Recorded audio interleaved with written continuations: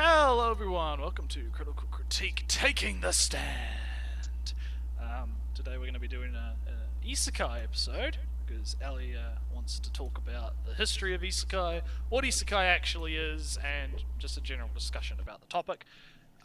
Mainly so we can have a video that we can point back to when we constantly cover people's videos and go, they don't know what Isekai is, bloody plebs, wrong man bad. Etc., etc. And joining us today, we have a special guest. We have the lovely Joe from fame as a academic master, interviewer of the authors, doer of basic research. Doer of basic research, which makes you essentially Citer a god. Of his shit. Citer of his shit. I mean, the fact that you do basic research makes you essentially a cut above 99% of people we cover on the show. Whenever I do a school report, So depressing. I always imagine Joe with his glowing red eyes with the words, "Cite your shit." He's the master. So yeah, we've got him on because he knows a lot about the isekais, so we figured he would have a lot to contribute to the conversation. And yeah, I'm going to let Ali just kind of take over because it's mostly going to be his show. So, where do you want to start? Well, I basically became a little bit allergic whenever another YouTuber said Isekai really started with, or in the last few years, or, those general statements that really just showed them either only looking at anime or calling Excel World an isekai or some other weird stuff. And I can forgive people for saying Sword Art Online is an isekai because it feels a little bit like it, but I mean, it depends. Like, how much value would you put into a world that's completely constructed by like data and is literally on like a cloud server? I mean, technically, it's like another world, but not really. Like, it's like your consciousness is there, but your body isn't. So, I think the main gist of what Ellie's trying to say is that people have anime tunnel vision, where they don't think of anything outside of the idea. I don't disagree. Anime, I've seen right? it a lot, man. I've seen a lot of that anime. That's kind of what, and it is very annoying. And since we've been covering stuff on Pause on Point and on the show, right, we've had a number of videos, particularly from people such as Maname Matt and even Gigic to a lesser extent, right, that they view things from this sort of very, I hate to say normie, but it's a very normie sort of anime-centric tunnel visioned lens where the timeline only sort of starts when Isao came out as an anime, when there's all of this background stuff that is actually very interesting to cover and talk about that kind of leads to this sort of boom we're starting to see now. But of course no one talks about it because no one goes that deep into it, and it's annoying. So yeah, and there's a lot of factors as well. And I'm pretty sure that Megan, Joe, and Fulminatus, and Ellie, and Ritsu here will all cover it, sort of at different angles. So Ellie, why don't you, because I assume you've already brought up your little art project. Well, not yet. I just have to pay. I have the Wikipedia page open on Isekai. We're gonna do 1,000% more research than Maname Matt does on a single video. We've brought up a Wikipedia page. Holy shit. Well, it's shit. It's just for people to read right now. But yeah, read. Well, Fuck you, I don't read. Yeah, it's very. Why have that attitude, really? Why have the attitude of, nah, I don't want to read. I don't want to. I mean, to be fair, fuck you. I don't read manga is a criticism against him for not going or not reading the source material or doing some research on the source material. Not doing research on the source material doesn't, or not reading the source material doesn't mean your opinion on the adaptation is invalid. It's just he uses as a blanket excuse not to do any research whatsoever. It's because he's lazy. Well, this whole video is not going to be a bash on Anime Matt. No. No, listen, we've already covered Anime Matt and the issue is it's the issue we have is that he's actually just a really perfect example of what we're talking about, because his attitude is sadly very prolific within the AniTube / anime community kind of sphere, and it's very annoying. Yeah, and why not? We already did it once before, but since this is the Isekai show episode, let's lay some ground rules of what are the elements of an Isekai. Right. Well, I think, as I've talked about in different casts, I think that Isekai is essentially just a framework that you can take. I view it as a checklist. You have a list of things, and if you I gotta take a shit. I'll be right back. Yeah. All right. Catch Really? Comes back. Nah, it's fine. It's fine.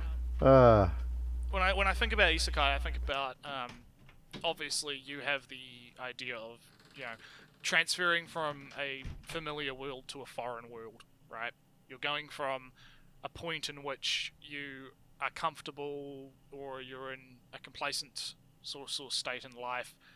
Something happens, such as you get randomly transported, you die, right? Or you are, somehow transported to a foreign world where you have to start from scratch again, or you have to overcome something, right? I feel like these are sort of the grounding foundations, but from those foundations you can get really wild with how you interpret the storytelling. What would you say about Yojo? Oh, sorry, we're internet talking, of course, talking over each other. What would you say then about Yojo Senki or Sanya, the Saga of Tanya the Evil, where it's Germany, where she is? It is Germany. Well, the thing is it's not really Germany, is it? It's a alternate history type scenario, and that's actually kind of what I'm talking about. Where, it's not necessarily a different world completely or an alternate reality. It is an alternate reality, but it's still a foreign world to that person, right? Even though the events are kind of happening with parallels tying back to real world history, it's still an alternate history where things are escalating and evolving in different ways, despite the similarities. So I would still consider that to be that's actually a really good example of what I'm talking about the checklist, right? It fulfills a few of those sort of checklisty type box things that we think about when we think about an isekai, but it also twists and bends a couple of those rules, and that's sort of where I'm getting at. It makes it very hard to define exactly what isekai is, which is why I prefer to think of it more as a framework rather than a hard set type thing. Yeah, Phil, that's just me though. And Phil, do you have anything to add? I mean, I got a lot to say about certain things. I don't want to blast out all of it here, but like when it comes to the definition of isekai, it's going to be one of those things that's inevitably going to be difficult to like always draw boundaries around, because there's always going to be something that blurs those lines. And specifically though, like for, I guess, do non-Japanese, there is the question, do non-Japanese works count as isekai?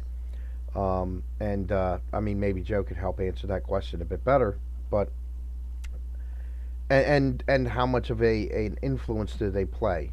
I mean, as I've said before, the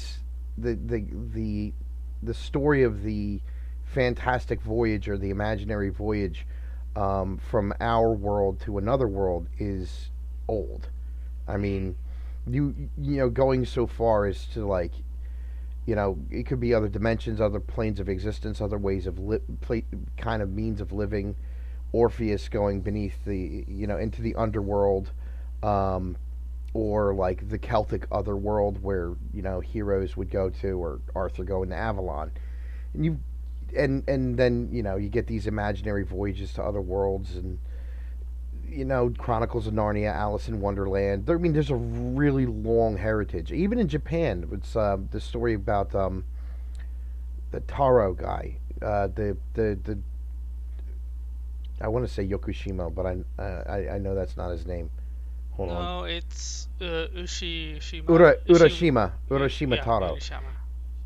Yeah, and you get you get these stories that are, even you find them in Japan, and the idea that keeps popping up, or I keep, All right, I'm back. well, the idea Welcome that back. of being spirited away pops up a lot, and does that kind of count as a sort of isekai story if you get spirited away, kind of like Urashima Taro did? Does that count? Um, so like defining it is always going to be kind of hard because there's going to be things that like always kind of like blur the boundaries, and then you've got like the tone that most isekai have today is very, very different from things like, I don't know, the Wizard of Oz or Narnia, or Urashima Taro's story, or even like the isekai of like the 80s and 90s, Well, like I'm going Escaflowne or to Fushigi. I'm going to It's interrupt you for a little bit, and instead of thinking about the edge cases, what would you consider the core value, not values, the core aspects of isekai? Hold on for a second. The Alright. phone's ringing. Oh damn, he's Okay, running fair away. Fair enough. While we wait for him to come back here, Alright. so Naretsu, what you also talked a little bit about the edge case, but what are the core elements? I think the core elements that make up the framework is definitely the idea of transference to another sort of realm, I guess. Or I think that the suffix of it being a foreign, like, world/realm is somewhat relevant, but as you brought up, the Yojo Senki is kind of throws a loop into that one. So I think the idea of going from a home to you go from home to a place that is not home, right? In the sense of both world and in general, I think is something that is a critical element in most, if not all. So I would say that's definitely a core element of it. Is the idea of A to B transference. Yeah, Bio, are you still there? Yeah, I'm still here. I'm just listening. Alright. I was just like listening and just compiling my thoughts because I didn't want to interrupt anyone. Yeah, and then I'm going to give the floor to you a little bit. Do you have, if you want to go over the edge cases, you can also. But what I think is more interesting is what do you consider to be core aspects of an isekai? I would say core aspects would be, aka like the transfer, like to our world to to one world to another. But I think another sort of core aspect is a call to adventure or a call to destiny is another aspect I would say, because quite a lot of these series, there's often like if they're not summoned by a god, there is a reason why they're there. There is a reason why they're there in that moment, and it's the sort of like and it's like it's that call to adventure. I think is another like core aspect of it. And of course there are exceptions. You're just like, well, you're just here now, kid. Deal with it. But I think one of the core. So you would. I hate to interrupt, but so you would say that there is an element of the hero's journey involved within isekai as a core concept. From now, I don't know now, from sort of like the light novels and some of the series that I've seen, that have like isekai elements that fulfill some of that checklist. Like there is like elements of the hero's journey. Now I know that some people here may not count Digimon as an isekai, but it very much ticks off a lot of that isekai checklist. Like it ticks off quite a few of those boxes. And if you say watch Digimon Adventure, there's a lot of aspects of the hero's journey. You have all the characters developing. Because okay, let me backtrack it. So like in the beginning of Digimon, like the main goal of the kids is to go home. So it's refusing the call. They refuse to sum up to destiny. And as the series continues, they find out that there is a reason why they're in the digital world.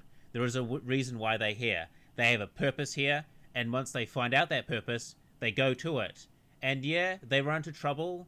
Like, yeah, they get up all the shit, but at the end, they become better people at the end, and they fulfill their purpose. And So to boil it down, having a purpose for being in the world is something that you would say is a somewhat of a core element to isekai. yes, like, it could be very petty, like, in Tanya Evil, where God's like, fuck you, or it could be very much like, you were summoned here because something about you is what they needed at that time. Yeah, you're summoned here to be the hero, right? The grand hero, like, Shield Hero is a good example of that, and other such isekais. Yeah, right? the hero you have been summoned here to be the hero, and you must answer the call of that. And there's a light novel series I've been reading. It's called How a Realist Hero Rebuilt the Kingdom, and it very much goes on like that. Like, this guy is summoned here because, like, there's this fucking demon thing. There's these demons pouring out from this, like, extra-dimensional portal, and they're, like, fucking taking over this continent. And there's this country summons a hero to send to the front lines, but the guy's like, well, I'm not a fighter, man. I'm a civics engineer student.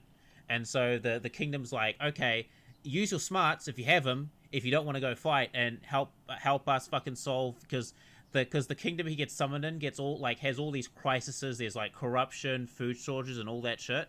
And, like, the interesting thing about Realist Hero is that it is a call to action, but in sort of like a different way. Like, the main character, Soma, he isn't out there fighting the demon lord and shit. He's like, I'm the king of this king. Yeah, he's doing all that shit. And I think Joe has read a bit of Realist Hero, but Yep. Yeah, because Joe can explain it more. But it's a call to action in sort of like a different way. And another sort of aspect of some isekai I've sort of seen is like a fresh start or the start of a family. Like, some of these people who get transported to these foreign worlds, they, like, start families and have new lives and stuff. And it's not like their old lives were shit, but it's like, well, I'm here now, so might as well make the best of it. And I think those are other core aspects, like a new beginning and maybe family as well is another aspect, especially with Realist Hero. And I'm done. I think we're starting to form a good core here. Then I'm going to challenge that core and say, what about Gate, where you can travel back and forth? That's a really tricky one, because, like, isekai by its definition is that you're going to another world. But what happens if you can go back and forth? I think it comes back to my idea of the checklist and that you can have something be an isekai that also bends kind of the rules a little bit, right? Because I think Gate would be considered an isekai in the sense that they are going to, because that fulfills the idea of purpose, doesn't it? They're going to the other world for a purpose, right? They're transported while they're able to go to the other world in order to fulfill a set goal in mind, right? So it fulfills that checklist, but it doesn't fulfill another part of the checklist. So I feel like the idea of it being a framework, I think, is one that I think should be pushed, right? The idea that it is a set of tools that are used to formulate a story, rather than something that's hard set, right? Yeah, right. And another point is the purpose again is, but then I'm thinking about Log Horizon and Overlord. Both are transferred from an MMO setting, but those two are big. How you say it, portents, marks of an isekai, have all the marks, but they lack this purpose. Well, initially, I think Log Horizon's purpose was one of survive. I think it starts off as a set, in a sense. I mean, with Log Horizon, it more start off with, like, survival and then make your own purpose. Yeah, I was just about to say, no, it starts off as survival, right? Because they've been just transported to the world and it's chaos. So the first purpose is to regain order, and that's what he does. He regains order within Akihabara. He sets up, right, so now we have jobs for people to do, we have food, we have the ability to, well, we have tasteful food, right? Food that actually provides taste, which is an important aspect of food, right? So we've sorted all this out, right? Then what's the next purpose? Well, now that we've gained the ability to survive, let's think about, okay, so how do we get back? Do government, right? Yeah, there's government, and then how do we, structure this? And then again, as the story progresses, the purpose changes, right? So now at the end of the anime, right? Because I haven't read past that, right? I do have the light novels, but I haven't read past that point yet, right? At the end of the point in the anime, they're at the point of, okay, we want to be able to go back and forth. We don't just want to go home, we want to be able to connect the two worlds. And that has now become the purpose, right? So I think with Log Horizon's case, yes, there is actually a very clear purpose. Overlord is a little bit different because it has sort of a purpose, whereas Ainz does want to see if he can find some of his other guildmates and see if other people have been transferred to this world. However, that purpose is kind of pushed into the background, and it's not very evident, right? And it takes a side seat for the rest of Overlord that's going on, right? There's other things going on in Overlord outside of that sort of background because if I remember correctly, in Overlord, like, there are other people who have been summoned to this world. So it's almost like these people are being summoned to this world almost as, like, innovators. Because, like, one of the kingdoms, that Ainz goes against, like, that was formed by player characters. That was formed by them. So there's an element of... There's an element, again, it's weird because Overlord's a very different type of show. It's very character-driven. So you could say... It's not the same, I guess, but I would still argue that there is some purpose there, but it's taking a back seat. Yeah. Also, in, like, Log Horizon and Overlord, they haven't really got to the reason why they were summoned or why it happened in the first place. So there is, like, that whole, like, mystery element. But despite that, they still have a purpose, even if the main purpose of why they're there hasn't been revealed yet. Well, I think that's a little bit cheating, because you said they are imbued when they come into this world with a great purpose, but also Slime. Well, no, I didn't. I didn't Yeah, say. but Bio did. Bio said that. I'm more. Well, I said that one idea. of the core aspects is that usually they have this grand purpose or a reason for why they're there. Yeah, like, it's not always. Yeah, like, they could be just there and they find it. I'm not talking in the idea of, like, oh, well, they have a grand purpose that they must fulfill a task to complete. I'm talking more about the idea of that once they have arrived, purposes naturally happen, right? And there is usually some sort of goal that a character will either ascribe to themselves or have prescribed to them by other characters, such as, Shield Hero. He comes in, he's been summoned for this particular reason. He doesn't have to follow that reason if he doesn't want to. However, that is a reason that has been bestowed upon him.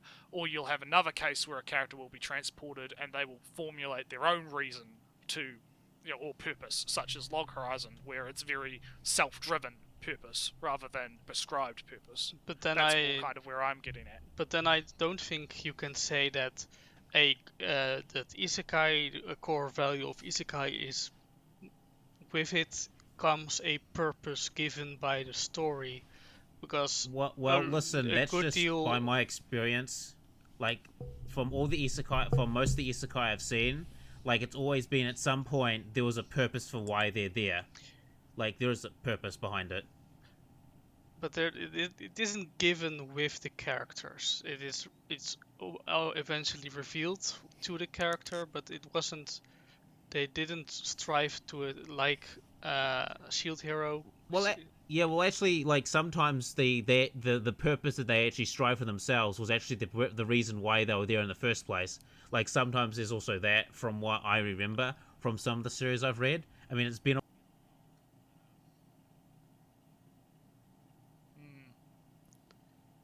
Alright, well, I'm not sure. I think we're getting a bit in the weeds here. Yeah.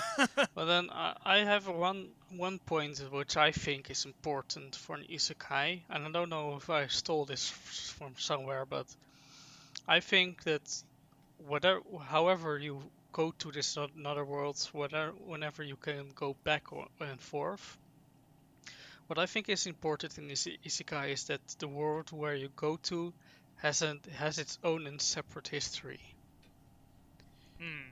So yeah, I would agree. So, and this is maybe it's too simple and too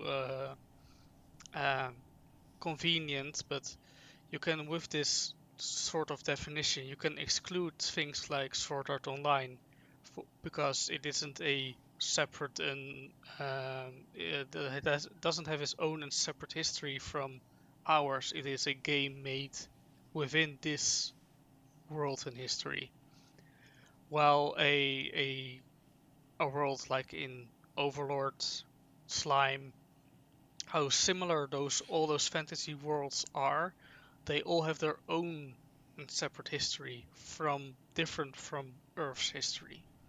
Yeah, they have their heroes, they have their villains, they have their history, they have their countries, they have their politics. But I'm thinking about that though, because what would that make Log Horizon? Because Log Horizon is very similar in the fact that it is based on a game that was, made. But it also has history, because there was history before the players showed up, as well. Like, there's that one conversation that Shiro has with that NPC, and Shiro, by Log Horizon standards, the NPCs, he's over like 200 years old, because time moves faster in Log Horizon. Alright. I'm just bringing that up as a possible, just to kind of...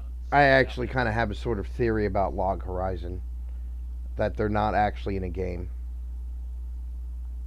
But that's just a theory of mine, that's all. I was just bringing that up as like a possible kind of counter to Ellie's argument. I don't necessarily believe that as a counter, but I was just thinking that is a possible retort would be, okay, well, if the issue is that there's no personal history, or no history that is different to the normal history, then there are a few other shows outside of Sword Art Online that would possibly fall into that category that you might have to deal with. Yeah, and besides, I'm forgetting whether or not it is revealed that those NPCs are following the history of the game, or suddenly have their own stories. Have their own agency. It's a bit of both. If I remember correctly, it's been a while since I've seen the show, but if I remember correctly, like, as interacting with the NPCs, they were talking about how the NPCs became more human and had their own stories and stuff, and they were kind of shocked. Okay. So maybe it fits, maybe it just barely doesn't fit. Well, I think it ties back into my idea of the framework and how it's building blocks that you can use to create a story rather than a hard set list of rules that must be adhered to completely 100% of the time to be considered. But I think Isekai. that's why I'm trying to focus on the core ideals, and of course you can deviate a little bit from it, but a few core ideals, without any core ideals, without any core concepts within a genre, the genre wouldn't exist. It would just belong to different stuff. So I'm trying to avoid this a little bit, but of course, exceptions. Well, should we have like Joe? Should we have like Joe here slap down some mad beats? Well, whatever. Maybe Joe can be wrong. He often is. So. Ooh, spicy. Wow. But we haven't actually asked. We haven't actually gotten Joe's take yet. So should we open the floor up to Joe? Yeah, that was the plan. Yay. What was the question? Well, we were just talking about what defines an isekai and what are its core values without going too much into the edge cases. I don't know. It's kind of hard to define it. So the problem, right, is that the problem, right, is that like when we're talking about isekai, it's used a lot in Japan to mean other world. But the problem is that like it's also used to mean other world in a very sort of colloquial sense. So it can, when somebody is saying, another world, they might say, they might use the word isekai. There's a lot of other words like hoka no sekai, which means like another world, or like besekai, which means like a sort of other parallel world. And then there's stuff like Ikai, which is another world. I think it's kind of like a little bit of a challenge with the English language, trying to like get at like what each little thing might be referring to. But it really doesn't help in the context that like there's no agreement exactly on like what is and isn't isekai. But like there is a kind of concession that might be helpful, which is that like usually when we're talking about isekai, we're talking about like a specific kind of set of texts, especially nowadays, right? You know, it's sort of like one of those things where it's just like people like kind of know it when they see it, but like it's when they start to see like the sort of like edge cases and whatnot that like it starts to fuzzy up. Honestly, I think the easiest way to think about it is in the context of like a sort of reversal of like alien stories, because one of the things that isekai are like kind of, or at least like modern day sort of contemporary isekai, or like the things that we call isekai being turned into like anime and whatnot now are they tend to draw a little bit back from like parallel world stories and sci-fi portal fantasy stories. And so in this context, I think it's easiest to think of isekai as sort of like inversions of sort of alien stories. In the context that like aliens come here and then they get involved in sort of our particular local politics. And most of the times they're strong enough or they're capable enough in that they can implement whatever it is that they want to implement. And isekai in that context is like an inversion of that relationship. We're the alien. I was going to say we have become the aliens invading. Well, not invading, but going to other worlds. Well, making a muck of it. if you look at a good deal of those stories, even the peaceful intentions of Local Horizon is basically an invasion, whether they like it or not. And Slime is completely just a colonization of the entire place. That's actually very, very interesting that Joe basically brings up aliens. And I think I mentioned this during the podcast that I was on last time, that if you go back and look towards all these science fiction-y antecedents to, you know, what will become isekai, and even a lot of modern science fiction, you've got their antecedents in like, you know, Renaissance travelogues and these tales of like the Celtic otherworld, or you know, voyages into the land of the dead, and these gradually morph and, you know, mix and morph into like fantastic stories of people finding mysterious islands and other imaginary voyages. And these are one of the things that always like links these stories together is this idea of the encounter with the other, you know, that which is not us, that which is different, either, you know, in the factual travel logs of like European explorers going to, you know, China, or like the fantastic ones, where they meet like the dog-headed people or the people who have faces on their torsos and stuff. And so you're encountering these weird, strange new things. But one of the things, like I think I mentioned as well, is even though in a lot of these cases, like we're the aliens in these situations, not, you know, because in a lot of ways the alien visiting Earth actually comes a little bit later in the history of science fiction. There are very few examples of it until like, God, off the top of my head, I can only think maybe like a couple 18th century stuff. Maybe one from like the 1700s, about a giant guy from the star Sirius. I don't remember what the hell that was called, but these stories, you know, alien visiting here is like a reversal of that. The other is encountering us, but you know, normally we're the one encountering the other. And so like the isekai kind of like is like a renaissance of that, or a rebirth of that, you know. So we're going forth into this other world, we're encountering these other things, we're exploring, we're discovering. But one of the things I wanted to note about a lot of the isekai, and I think I mentioned this before last podcast that I was in, was in a lot of cases this isn't an encounter with the other. This is actually an encounter with the familiar. I mean, we're still an alien when we go to these isekai worlds, but it's this. So many of them are this, and this is going to sound like it's criticism, but it's not. this predictable style fantasy world with fantasy magic and fantasy creatures, and uh, in some cases even so familiar, even more familiar because they have video game mechanics that the protagonist will be familiar with. You know, they kind of lampshade this in ReZero in the very like first episode or two, where he expects that he's going to be able to shoot fireballs or whatever, but that's still like playing with that idea that this actually isn't an encounter with the unknown. This isn't an encounter with the unfamiliar to him. This is an encounter with something he's actually quite familiar with.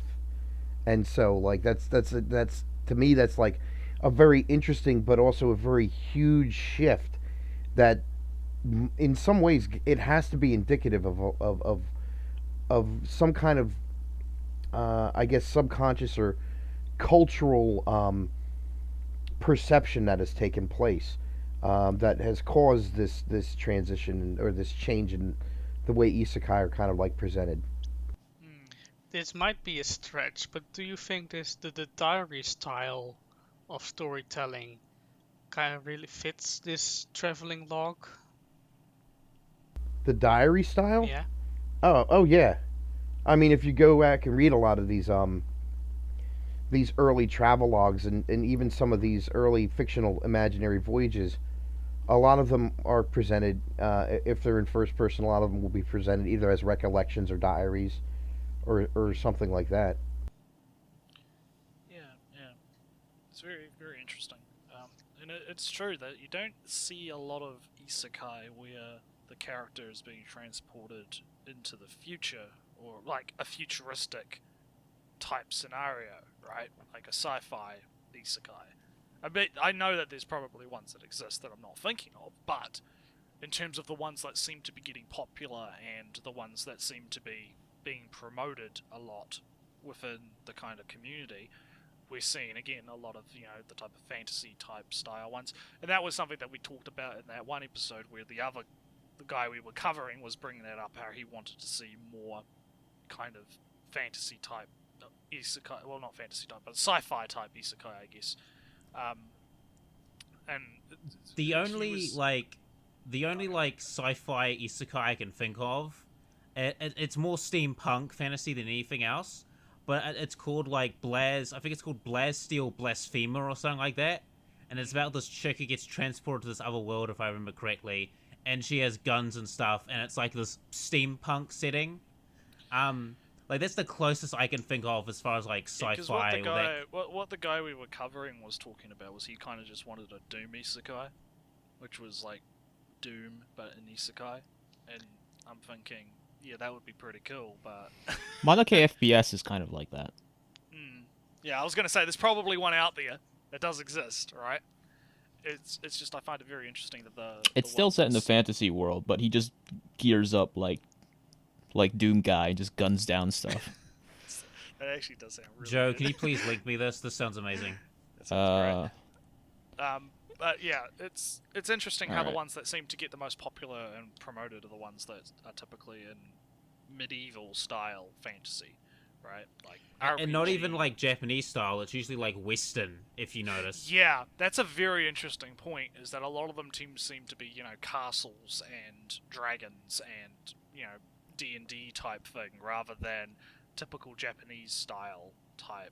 Or even like Shinjuku fucking eras Chinese, or and even that stuff. Chinese for example. Like that's actually a very interesting point. Like because to us, it's not like because it's funny because speaking about that, like the encounter with the other, like almost that Western medieval style.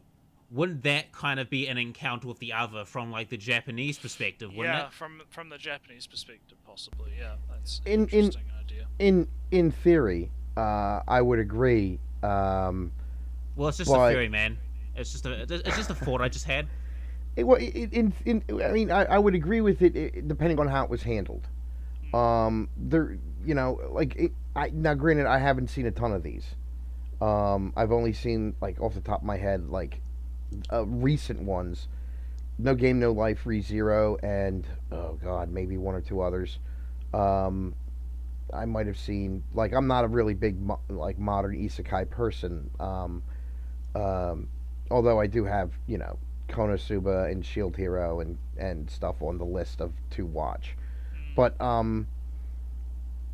what what oh, God damn, I kind of lost my train of thought. Shit, you had been saying. I was talking about how a lot of these isekai have a lot of like Western aesthetics to them. Oh yeah, And and that being the encounter with the other.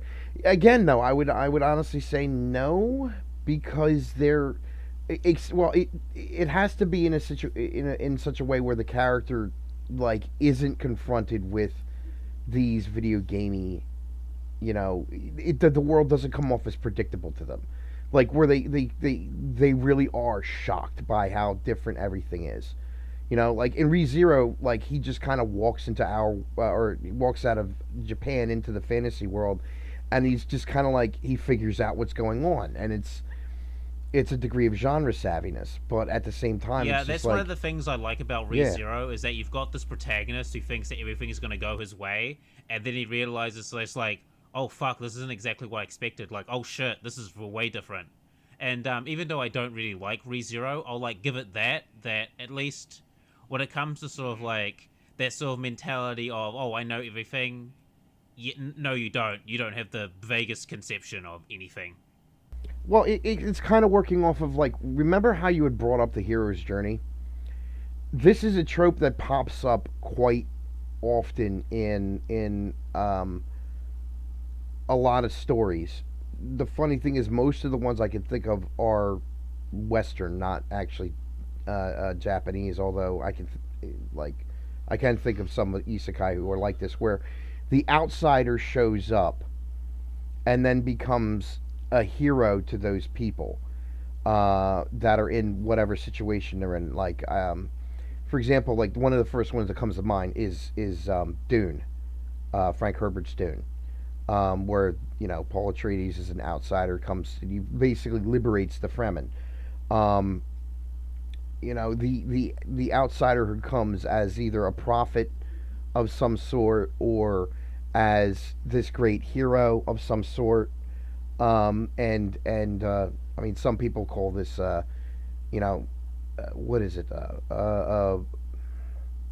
white savior trope or something like that. So, I mean, I mean, if it happens though with like these Japanese characters going into these other worlds, it's a trope of like where the outsider shows up and then they have this wisdom. And what ReZero does is it kind of like messes with that because he's dude number 6. He has no skills. He can't shoot fireballs. He has to learn swordplay, and he's trying like crazy to try to learn it because he sucks at it. And he thinks he's just going to be like solving everybody's problems like they're quest givers and stuff. And it's Yeah, a scene that really hit that home for me is when he's fighting that sword guy, and that sword guy just kicks his fucking ass without even breaking a sweat. It's just over in a second, and he's like, "Damn, I can't do this all by myself. I can't do this alone." And like the last arc that the anime covered, like the first season, I thought it really hit home with that these aren't just generic quests of you can just keep trying and eventually you'll solve it. Like, no, these are like, it's getting beyond you, dude. Like, it's going beyond the scope of what one person can handle. And now I may rethink my thoughts on ReZero because I am gonna like rewatch it and go back to it, so maybe I'll have a much better opinion. But like when I first watched it, I was rather negative towards the series, but that might change. But anyway, like I was kind of negative towards it too. But with ReZero, Yeah. there is like this character journey and progression of you have this guy who understands like, no, I can't do everything. I can't do everything by myself, and so he has to try and train because he isn't the fucking savior who's gonna win at everything. So you would say it is a subversion of the tropes, then, in a sense.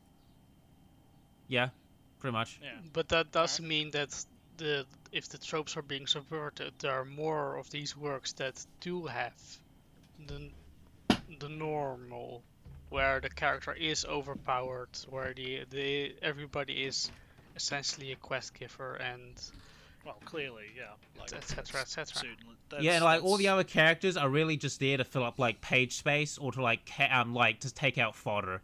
Like smartphone is a good example of this. Like this guy just kind of just shows up and just auto wins. All right. Did does throw into another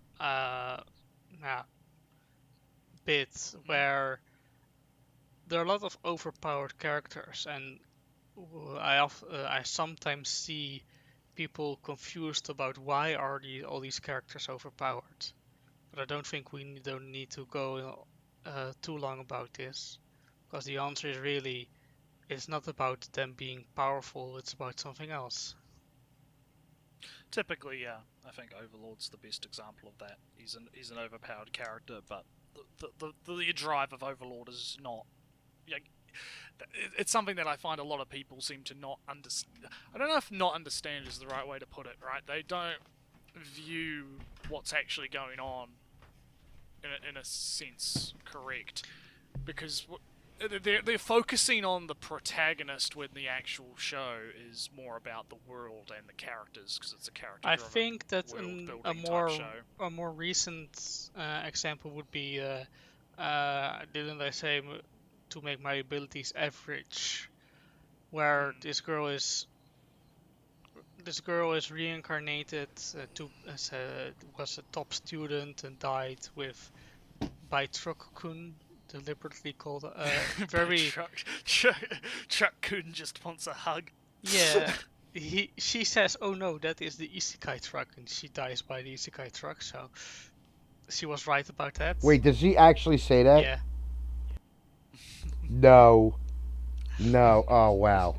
That's how you go to a foreign world, man. You get run over by a Japanese isekai truck. Yeah. You have to find it though. Yeah, gotta find Truck-kun. Anyway, continue on. Yeah. So she finds Truck-kun, she gets hit, she dies, and she meets God, and it says well, I was a super top student with lots of expectations and pressure on me. I don't want any of that, so make my abilities average. God says, alright, I'll take the average of the worlds. And then she becomes a demigod, because of course that god measured her ability as the average between the strongest and the weakest, which makes her half of the strongest being there in existence over there. So she's still super overpowered, but of course the whole world. So you're saying that there's somebody who really just like blew the bell curve? Sorry, I didn't catch that. There's somebody blew the bell curve. In other words. Yeah. And so the meme actually came out to be a lot more OP than she had expected. But the show is then, of course, not about her. She's hiding the fact that she's incredibly overpowered because she just wants friends, and instead she couldn't make friends in a real world because it was all about her pressure and status and all that stuff, and she didn't want any of that. She still has it, to her great disappointment, but she has to deal with it, and that's what the show is about. Right. And that is what typically when you have an overpowered character, usually there's something else going on.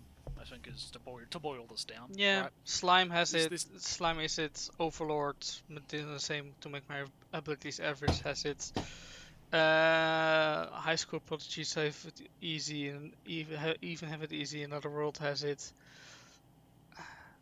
Cautious Hero has it. I mean, you can go on. But... Well, I should also point out that the idea that every story has to be the hero's journey. I mean, I can think of several, characters that when their story begins, really, honestly, their arc is already in the past. It's like Captain Harlock comes to mind. Like, his character arc is over by the time the first episode of the show starts. Batman. I mean, Batman is already Batman. Batman is who Batman is. Batman's character arc starts when his parents die and then ends when he puts the cowl on and becomes Batman. And so, at that point, though, these characters become kind of more archetypes, Mm. then like they don't really need the hero's journey anymore. They already are heroes, and And that opens up a lot of different opportunities to explore things. Yeah, exactly, like for exactly. example, in the 90s, you had some series like there was a series called Eat Man, like the manga Eat Man, and it's about this mysterious guy who goes around just doing shit, and also Vampire Hunter D to an extent. I know this is an isekai, but you have this like notion of these people that sorry, Sorry. frog in my throat. You have these kind of characters who are like these mysterious badasses that are already heroes and are like overpowered. But the thing is that they've already gone through this character arc, and if you learn more about their past and history, you kind of can see why they're like that. It's almost like a lot of these shows are trying to have their cake and eat it too. Like they want a character who's like super overpowered, but at the same time is at the beginning of his journey, and that's why they have that whole like video game character kind of shit. So they can have like the power of a character that's gone through the journey without actually going through the journey because they're going through the journey now because that's why you're reading the story. Because Well, it's a new having the world. power. Well, that's the thing though. Is starting out with the power can itself be a journey. Like starting out with that power, like waking up one day and being blessed by God or whatever, to find out that you're basically a demigod. Um, that possessing that kind of power, eh, and figuring out how to use it. How to use that power, how to be, because now you have responsibility, right? Um, I mean, not to quote Stan Lee, but I mean, it is one of the most perfect quotes there is. With great power comes great responsibility. What are you going to do with it? Are you going to shirk your responsibility? Or are you going to, try to be a force for good in the world? Or are you going to be extremely selfish? Like, what are you going to do with this power? Or are you going to just, like, hide it away, bury it, and not cultivate it at all? And And you actually see this in quite a few series, like some of the more better like some of the more better series with overpowered protagonists. Like you do kind of see that where they don't know where the fuck they don't know what the fuck to do, and it especially makes sense when they're teenagers. Like with if you're 16 and you just gain the power of a demigod, like I don't know about you, but I'd be kind of freaking out. All right. Yeah, just to show that having an overpowered character isn't the end of a story. You don't need to have power growth to have character growth. Mm. Yeah, Because because Yeah. like the power, like because the powers are irrelevant. It's the character that matters. Like it doesn't matter if, say, your power is that you can make spooky shadows. Like there's still stuff you can do with those spooky shadows. It doesn't really matter. But but it's also like the character because like why would you read it if you don't like the character or if you're not interested where this character's journey is gonna go? Mm. All right. So, where should we move to now? well, we have characters. Maybe we should move on to the big one, the history of the current boom, because we have Yes. yeah. Let's So bring up. Oh, sorry, I was just getting pinged by something else. Continue. yeah, so there's often, not by everybody, not all the time, complaints about the how many isekais there are these days, and I often hear and see then talk about, oh, because Yojo Senki was good or Konosuba was good, that means that or let's say Copcraft took a lot of Konosuba, Mm. or Shield Hero. Uh, can I get it real quick? Shield Hero took the mistakes from Isekai Smartphone and all this kind of stuff. And the truth is, of course, is that anime doesn't come out of nowhere. It's often, of course, adapted from a light novel or a game. But with this new Isekai trend, those light novels are adapted from web novels. So there's a big history that goes before any anime that airs. Yep, and the problem that we have faced, as we mentioned before, is lots of people suffer from the thing that I have coined, anime tunnel vision syndrome, right, or anime vision, or however you want to put it. I had another name for it, but I can't quite remember what I called it. But essentially, what a lot of people have is they see the anime, they watch the anime, right, and then, as you mentioned, they'll draw connections between animes without realizing that the real connections are actually rooted in the history of source materials rather than just the animes. Because when you look at it in a vacuum, right, which is what they're doing, you are completely ignoring all of this subtext and context and history of what came out actually first, which influenced this, which might have influenced that. It leads to a lot of people just spreading what I would consider to be misinformation. And I think it's a very large problem that needs to be solved. So, thanks to Ali, we have Ali's art project that he's done for us. Yeah. Which I don't know if you want to bring up now. Yeah, it's up. And just for an example, I deliberately mentioned Copcraft because despite airing in 2019, it was first written in 2008 as starting out as a light novel. This is professional work. So when people say, "Oh, I like how Copcraft learned from whatever piece of media from the past 10 years," it's just wrong because Copcraft came out before 10 years ago.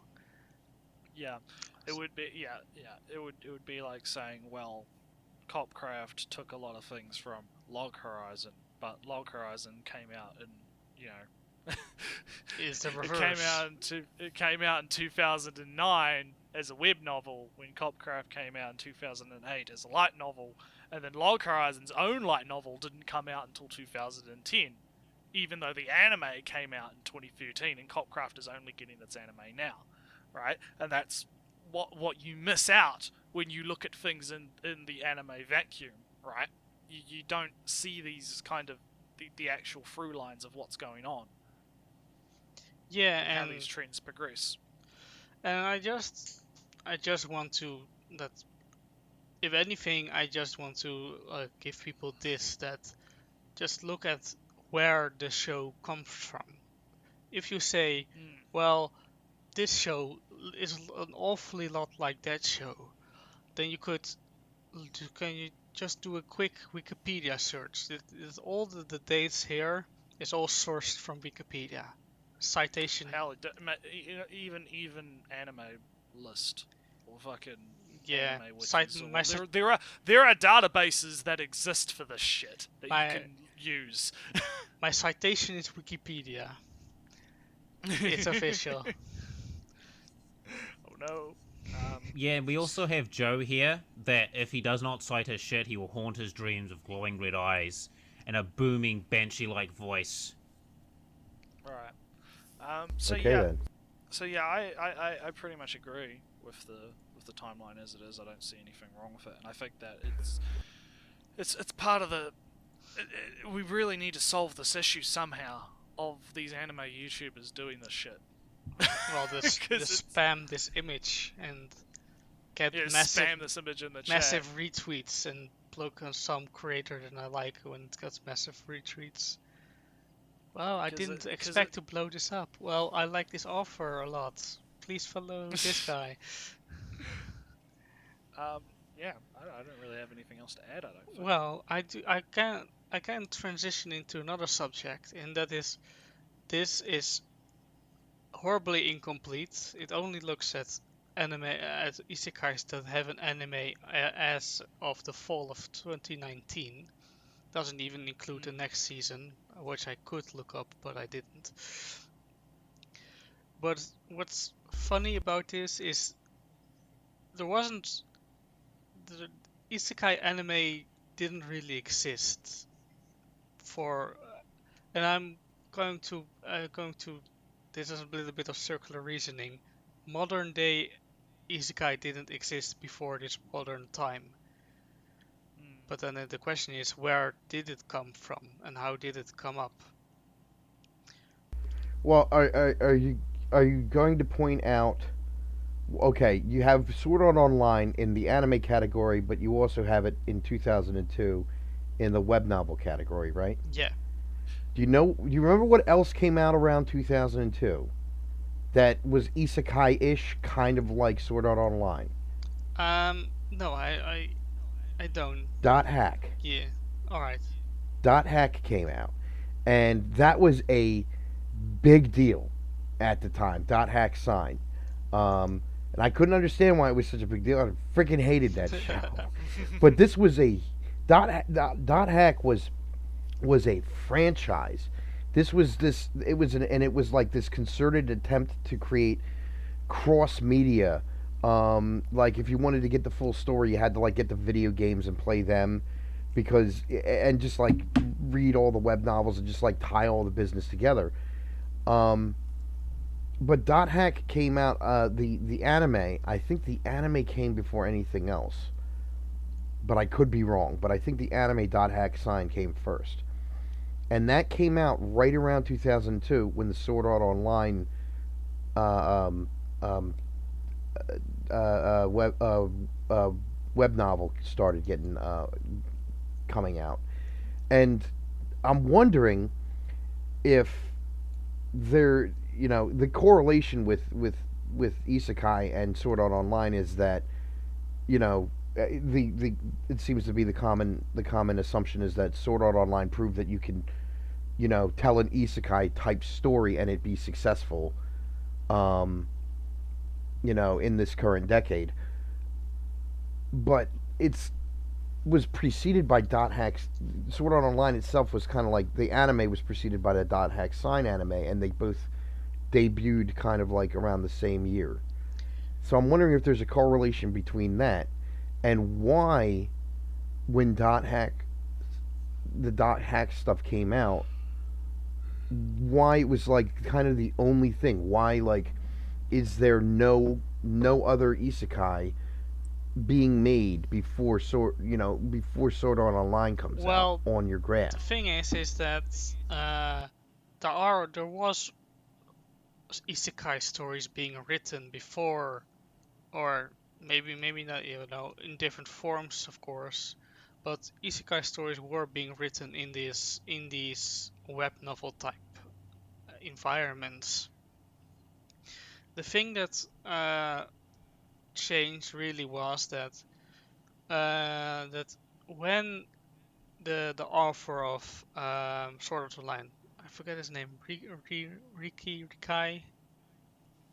Reki Kawahara, yeah. Kawahara, he did a competition and he got accepted for his work Excel World. And when he got accepted for as a light novel, this professional work in a sense, the publishers looked at his previous work, Sword Art Online, and deemed it good enough to be adapted into a light novel.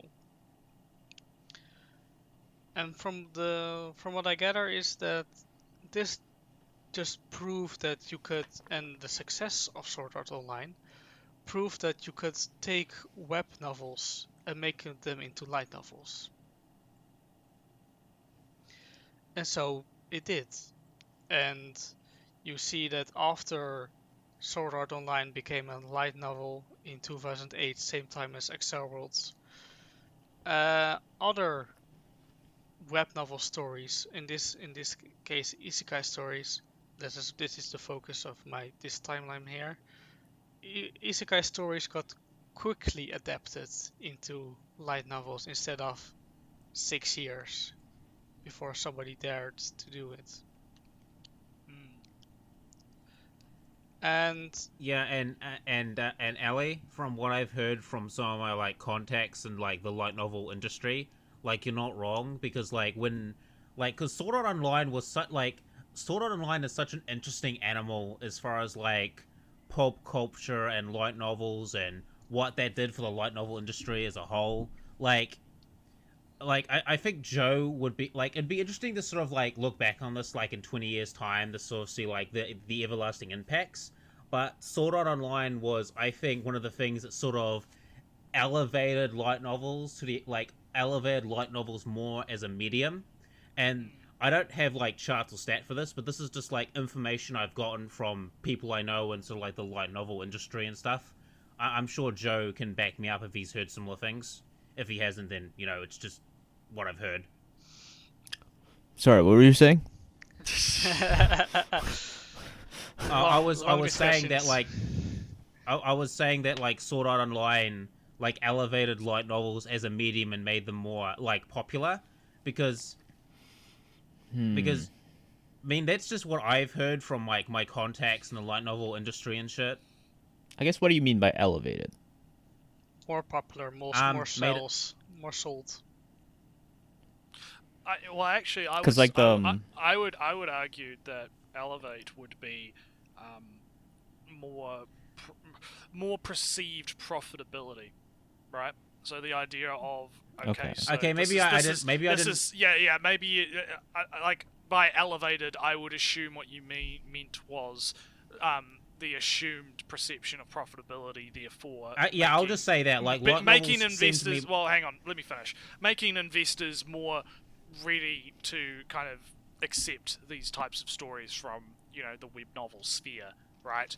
Yeah, pretty Proof much. of That's concept, what I essentially. wanted to say. Sorry, like that is what I've heard from sort of people I know and people I'm in contact with. So So Okay, so you're talking about, like- well, hang on. So just to simplify it, because that's what I'm good at doing, right?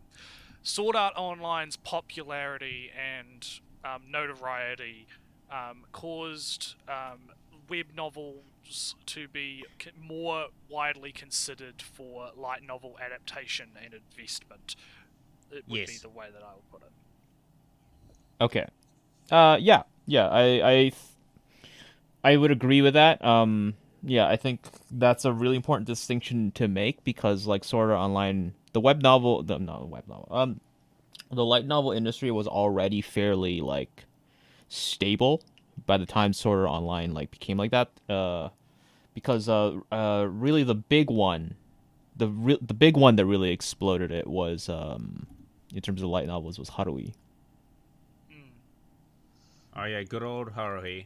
Yeah. Because that was pretty popular as well, but like as far as like that isekai boom was concerned, like Sword Art Online, like it started like the cultural zeitgeist. Yeah, if we're talking about the idea Well, of taking a web novel and putting in the necessary investment to adapt something into a different format, right? Like the viability of that, Sword Art Online showed that there was viability in doing that. Yeah, so we got to be careful. I think we got to be careful, BioGundam, when you use the word cultural zeitgeist, because Sword Art Online didn't really affect the way these stories are written. It affected the way these stories I'm are sorry, produced. I think I may have misused the words, but like had an impact. Let's just say that had an impact. Like Yeah, it had a massive... Well, here's the thing, Bio. You have to kind of talk about what is it having an impact on? Is it having an impact on what I'm talking about, which is the viability Yes, it's having an aspect? impact on what you're talking about. Yeah, you have to say that, because if you just say, oh, well, it's having an impact on something, you're not actually saying what it's having an impact on, and that's where I have to come in and go like, oh, so is this what you mean? Okay, Yeah, 'cause, well, like, I think- alright, well, I was just going by what I heard from a friend of a friend of a friend, so Yeah, I think this distinction is important because this is like the kind of gaffe that like a lot of anti-tubers do, right? Yeah. There's like, oh, Sword Art Online is important. Moving on, Yeah, and then that's they right. don't explain like that's, why. That's why I'm trying to simplify Alright, next time it and next time we dig do in one a of these little bit. videos, I'll try and be more specific. It's just when I get too specific, I get pedantic with detail, so it's like I either keep it simple Well, or in I this like case- overcomplicate in things. In this case, it would have been good, but to move a little bit, yeah, I think that I agree with the idea of viability, right?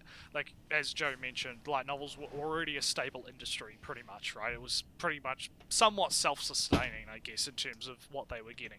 But Sword Art Online's success in terms of its popularity and its notoriety and how well it went sort of opened up a kind of floodgate to say, So these web novel things. Oh, there might be some money to be made by adapting these. Maybe we should invest a little bit in these authors. Maybe it might lead to something. And that is what kind of created this opening for the isekai genre, and not just the isekai genre, because there are web novels that are not isekais, right? But it opened up kind of it put a foot in the door to allow web novels as a whole to be able to kind of say, hey, look at us, we're important, we can make you money and that kind of thing. So yeah, I would agree with that. I'll be right back. I gotta take a piss. It's all good. Yeah, and like from what my contacts say, I don't have charts or graphs for this, but light novel sales have been sort of, I mean, it did go up, and like the availability in the market did go up and expand. So yeah, and that's what I mean. It would have shown, hey, this made us a fuckload of money. Let's keep doing this. Let's do it again. Let's do it again, right? It makes sense that if you do something and it makes you a fuckload of money, because Okay, so it seems like my roommate is using the bathroom. So. Oh no, trauma. Oh my god, I can't believe this. So okay, later, that's it, show talk. So to add on to what was said before in regards to dot hack, I think what's really important is that like the history of isekai is kind of seen a little bit differently actually in terms of Japan, because when we're talking about like what were like the things that like precede or led to like isekai now, especially in the early 2000s, dot hack is kind of mentioned, but a lot of the stuff that they're talking about is historical war stories, or just like war narrative stories, senki, they would call them. And the reason why this is important is because if you look at like that particular kind of like that particular kind of story, we can actually see a sort of like slow transition into what we think of isekai nowadays in the early 2000s. And the most famous example, or at least the most notable example, would be Eiku no Senso, which initially came out in 2001. And it's a story about a military otaku who gets sent to another world, a fantasy world, and then he has to build the Demon King's military to defend against the humans. But it turns out that the Demon King is actually an otaku from Akihabara,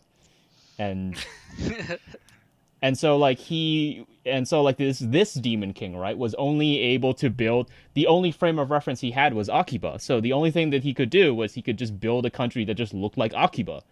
And so they had to summon another person, and that other person was a Japanese military otaku.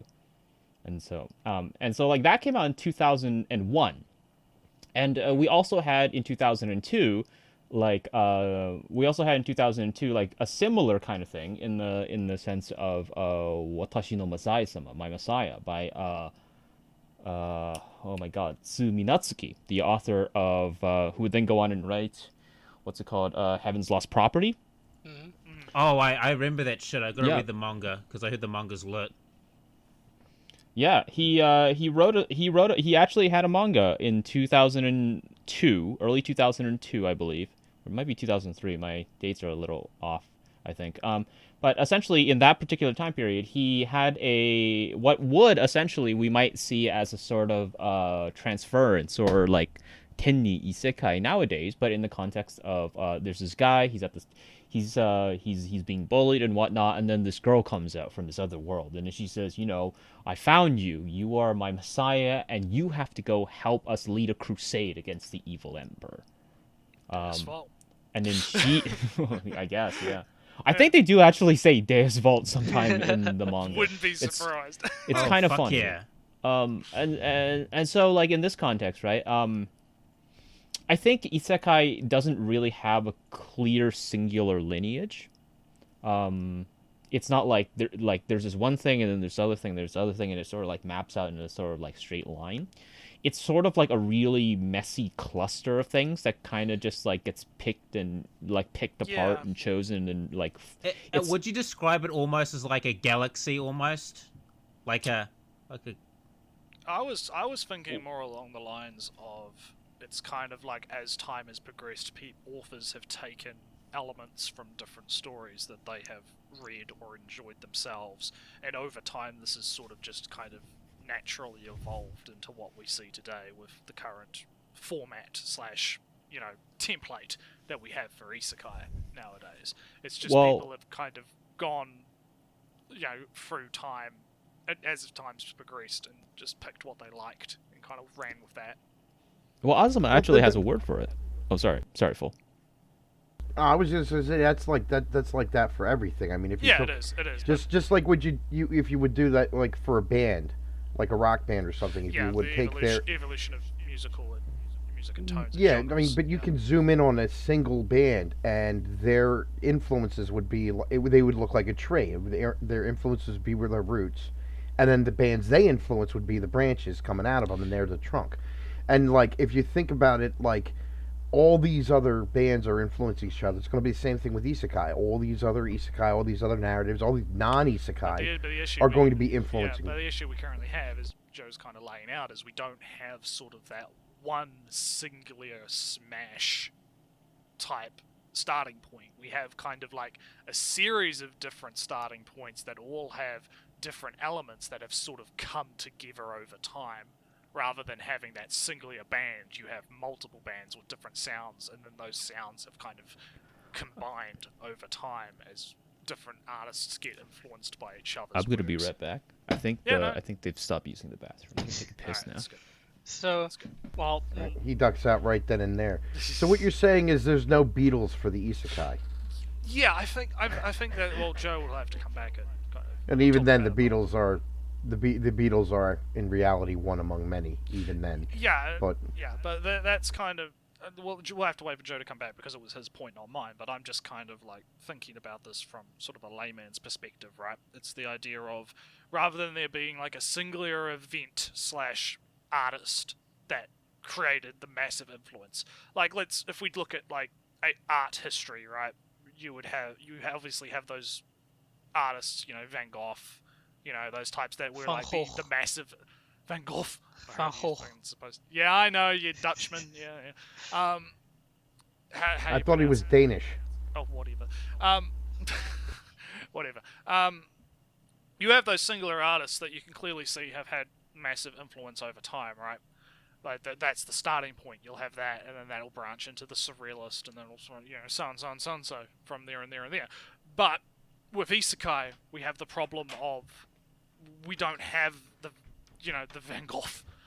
I'll tell you the truth though, dude. You're absolutely wrong. All right, I'm Like back. no, art is just like what Joe was describing. I mean, it's more like there's no linear progression. These artists will influence each other too. I mean, it's Well, yeah. it's. I'm just trying to think of an example.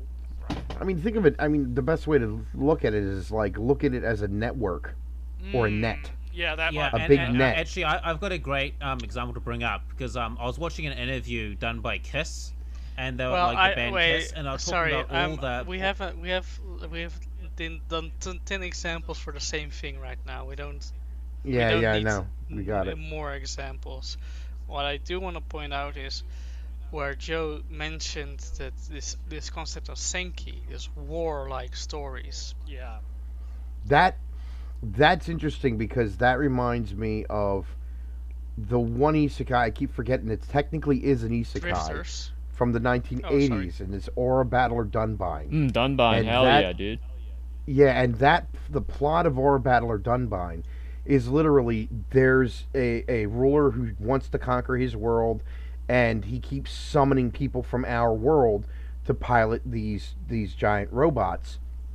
And it originally was a medieval world until somehow a bunch of people from our world showed up and started building shit. And they eventually invented robots, and now they've got giant robots in this medieval world, and the guy wants to conquer his world. And he's basically drafting people from Earth. And it's not just Japanese characters either, it's from all over the world. Yeah, wasn't there like a Um, fucking American dude in it as well? Like there was some dude from There America. were a couple. There was American chick. She falls in love with the Japanese protagonist. There's the one American guy who's a real douche. Then there's a couple other American guys. There's a French chick. There's like somebody from England. You know, a bunch of Russians. Yeah, I remember that And they show. end It up was in a- our it- world. But yeah, that was a very weird show. Yeah. yeah, I mean it's more of a mecha than an isekai in a lot of ways because it's got a lot of the mecha problems. But like, or well, I don't want to say problems, but I don't know when Conventions. Yeah, The conventions. it is what it is. But anyway, it actually it's funny because it actually kind of brings me to mecha was in the 1980s what isekai is now. Like mecha was everywhere. Mecha was like, like 40% of anime being produced was like mecha during the 80s. Yeah, like if you actually look at the fucking 80s and shit, like it was mostly just fucking mecha, and like the mecha If genre it was wasn't getting a kid's so show, fucking stale. Like, yeah, and that's the problem. It's like if you watch Aura Battle or Dunbine, and you've watched a lot of these other mecha shows, it's like, oh man, god damn it. It's a case of once you've watched one, you've kind of watched them all in a sense. No, well, I wouldn't say that, but like they're after a while you do get fatigued. All right, yeah. So maybe not that extreme, but Yeah. I get. But- I'm and- saying I get where you're coming from. Yeah. But and they did actually hit a saturation point by the end of the 80s, and like the amount of mecha being produced dropped to like almost zero. Yeah, because once you get to that point where it's oversaturated, then you're gonna have a crash. It's just how it works. And that's actually what I'm wondering about. One of the things I'm wondering about isekai is at what point, if I mean, perpetual growth in any industry or perpetual growth in any market is impossible. And it's interesting So because at what point? It's interesting because you can actually see this in Ellie's kind of timeline here. You can see like Oh yeah. Sword Art Online, and then you look at 2019. Like you can actually see like you could probably plot a graph out of that data, right? That would that would show the kind of increase, and then you'll eventually probably have the drop off at some point down the line. Do keep in mind that the reason why there's really nothing in in 2016. Oh, I skipped 18 apparently. Rip this image. No, there isn't barely any in 13, 14, 15, 16, 17, 18, and 19. It's because this only looks at adapted anime. So yeah. Well, no, I'm not looking. Yeah, I'm not looking at like I'm talking about anime because that's the one that has the most data. Yeah, I'm not talking specifically about the web novels and the light novels. I'm talking specifically about anime. As you can see, the amount that is getting adapted is increasing, which is going to eventually hit a saturation point within the anime, right? Yeah. Like, at some point, it's going to be oversaturated, and people are going to stop watching, right? As they did with Mecha, right? Yeah, and with mecha and shit, like the cream will rise to the top. Like all these other isekai, a lot of people will forget them, but like the really standing out ones will be remembered. Yeah, because the cream will rise to the top. That's the same for everything. But I do want to mention that Joe mentioned the origin. One of the many origins of isekai is the war, the Senki stories, and that reminds me of Drifters, which is very early on, and it's which very you much can kind of see a bit of that, yeah. It's very much of the war story. Gate also is, if you think about it, is more of military, yay, guns, yay, let's kill the local population with hyper advanced weapons. Colonization, ho! Yay. But also, it's install our own governments and, get them addicted to drugs and shit. Go on and on. Yeah. But it also is very much about the war. Knights and Magic, I didn't watch it, I didn't read it, barely paid attention to it, but I know it's the main character is teaching in a school with military commandos, and he's building robots for war. And then you have Yojo Senki, and that is very much war. So you can kind of see this more of an early phase in this isekai, where it is much more about the war aspects. And quickly it becomes more than that, because in the same year you have Yojo Senki, you also have ReZero, Isekai Cheat Magician, and Shield Hero. So that kind of stops. And in the professional, you have Outbreak Company, which is cultural exports, not a war.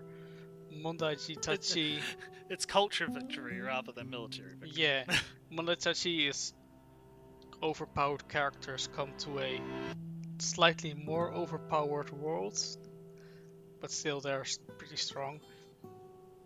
So it deviates very quickly, but you can feel those Senki influences more strongly in the early years.